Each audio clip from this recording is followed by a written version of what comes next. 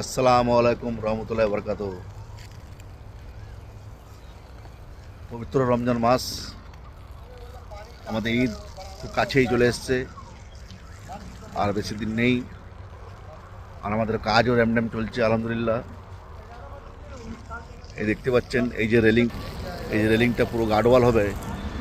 এই যে গার্ডওয়াল দেখতে পাচ্ছেন লম্বা করে, আর ওইদিকে যে আমরা গার্ডওয়াল করেছি ফুল লাগাবার জন্যে, আর এদিকে যে নামার একটা অপশান আছে এইদিকে, এটা পুরোটাই এই রেলিং দিয়ে ঘেরা হবে।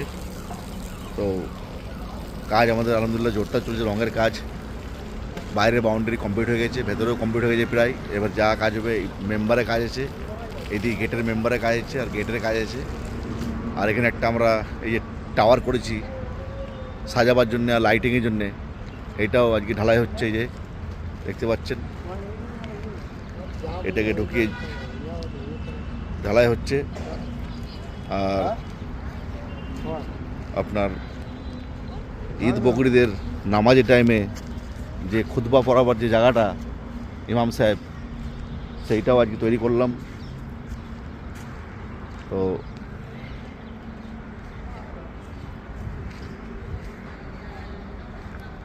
এই যে এটাকে মার্বেল টাইলসের ব্যবস্থা আছে, পুরো মার্বেল লাগিয়ে দেবো। এটা পুরোটাই, ঘরটা পুরো মার্বেল লাগবে, তাহলে দেখতে আর একটু ভালো লাগবে।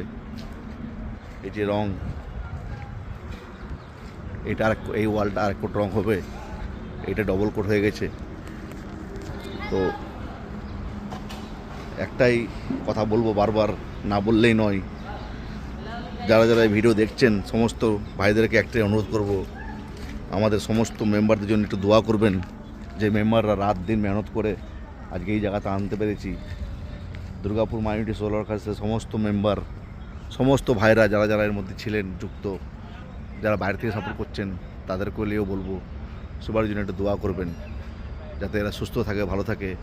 আর এরকম একটা হয়ে, এক হয়ে আমরা যাতে এরকম কাজ করতে পারি। আরও অনেক কাজ আছে, কবরস্থান, মসজিদ, আর এই ঈদগাহে অনেক কাজ আছে, আরও এই কাজগুলো আমরা করতে পারি। এরপরে আমরা 12 তারিখ থেকে লেগে যাবো এই ফ্লোরে টাইলস লাগাবার জন্যে।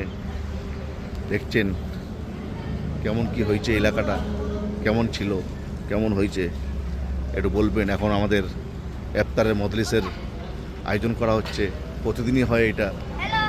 80 থেকে 100 জনের আয়োজন করা হয় এখানে ইফতারের জন্যে।